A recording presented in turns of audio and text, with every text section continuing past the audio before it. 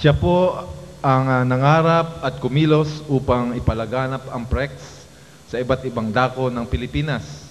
Siya ang National Spiritual Director ng National Association of Paris Press Secretariats o NAPS, NAPPS, at naging kura paroko ng Good Shepherd Cathedral, Fairview, Quezon City for 27 years. Tibay.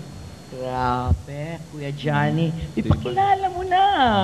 Sigurado pong alam niyo na kung sino siya, mga kuya at mga ate, ang pinakamamahal nating si Monsignor Fidelis Limcaco.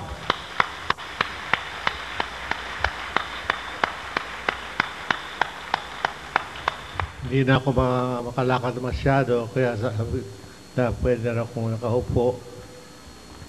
I retired 3 years ago. Tinanong nila kung bakit ako retired. Nangyari ka ako, I'm already tired. Pero hindi pa rin tumitigil sa pagtatrabaho para sa Panginoon. Para sa ating mga Katoliko, Congressman Velarde reminded us that we are Catholics. We belong to the church founded by Jesus Christ. That Jesus Christ founded only one church. Upon this rock I will build my church. And we are members of this church founded by Jesus. And so we have to continue working for the Lord Jesus Christ. Datanong nila na bakit para kumukha pang bata? Wala raw akong kulubot. Mangyari ka ako, wala akong biyanan.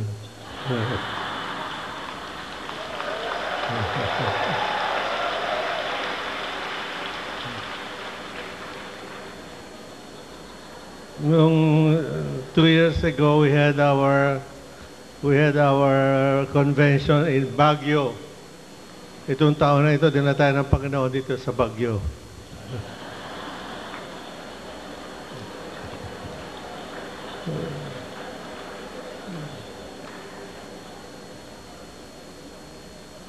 Tuwa ako, isa pang bagay na kinatutuwa ako na ang PREX ay kumalat na sa ibang bansa.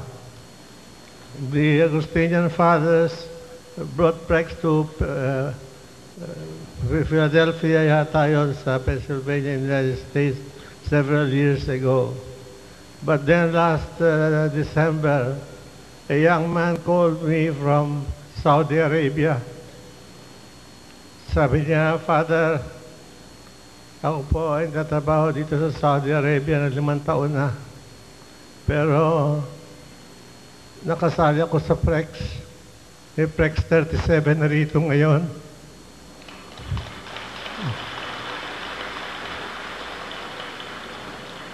Imagine, PREX 37, isang bansang Muslim na delikado ang ulo mo doon. Pag nahuli ka, madaming na rin sila. At siya inataas ng Panginoon Diyos.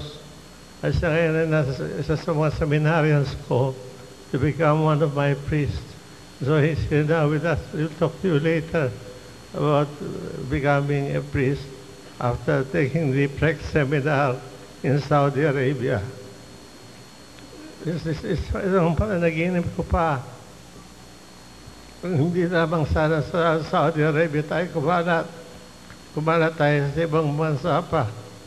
Pakita natin sa Panginoon Jesucristo na ating fundador. Now, while we are sinners, the founder is divine. The Lord is divine.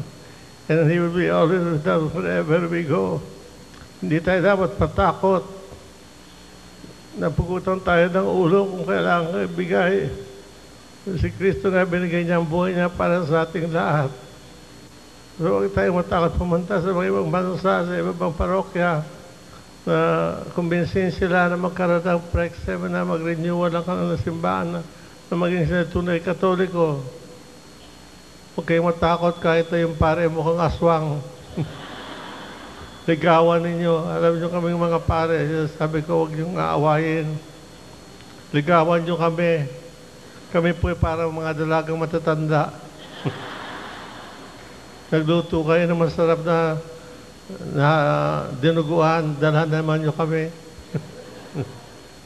Makukuha nyo ang kalooban ng pare sa pamagitan ng pagliligaw, hindi sa pagkaaway. We are here to love one another. The world is made for love. Jesus came out of love because he loved the Father so much. So we must be reminded that we are Catholic. Catholics belong to the church founded by Jesus. He founded only one church. And it's supposed to be a holy church, holy members, because the founder is holy. It must be also Catholic, is universal, and apostolic because it traces its origin from the apostles na mga kasama ng ating Panginoong Jesucristo. Kaya sigihin ninyo ang paglalakbay, huwag kayo tumigil. Sinasabi ko nga nung araw na yung mga parokya na walang mga outreach, ano kayo, baog?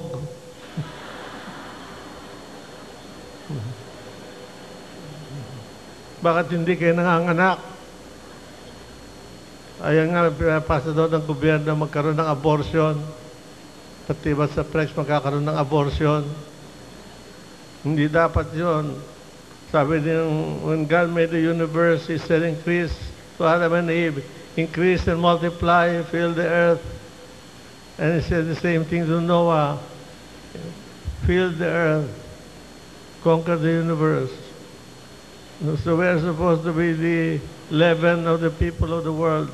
Kahit dutwa ka sa bansang pumunta mga Pilipinos, sa Italy, sa Roma, sa mga ibang bansa, yung mga Katolikong mga OCW lamang, dinadala nila ang kanilang mga amo, ang kanilang tutulungan sa Diyos.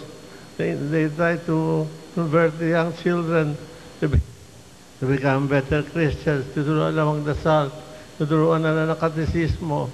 That's why sabi nga ni Cardinal Sin, it is our lay people who will convert the world. Sinabi niya sa amin sa grupong mga pare minsan, Fathers, sabi niya, it is not the priests who will save the church.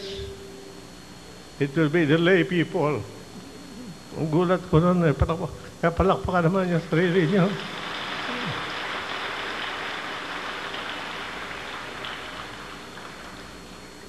So I hope you will continue doing great works. Ako, mag-80 na. Pero hindi pa rin tumitigil. Kahit anong hirap, kahit anong hamon, huwag tayong matakot. Because Jesus is always with us. Thank you.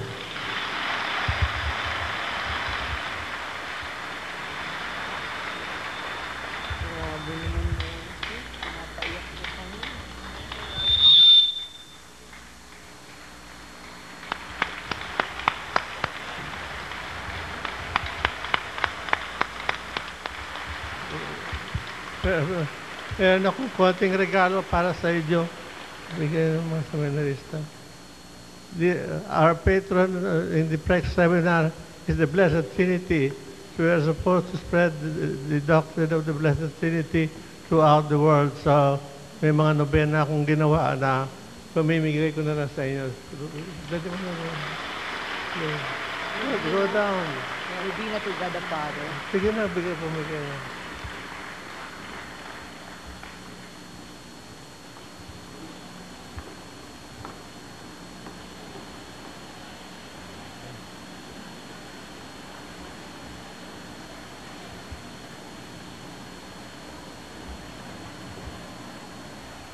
Meron pong, may magdadala po sa inyo.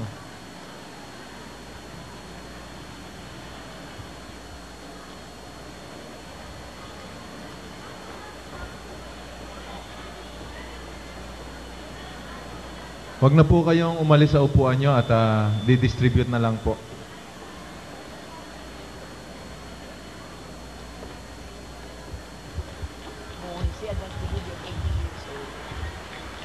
Ang mukha mo is unlined. Grabe ka naman. May natutunan ako ngayon kay Monsi Kuya Johnny. Ano? Kung bakit ang lined ang mukha niya. Oh. I'm sorry.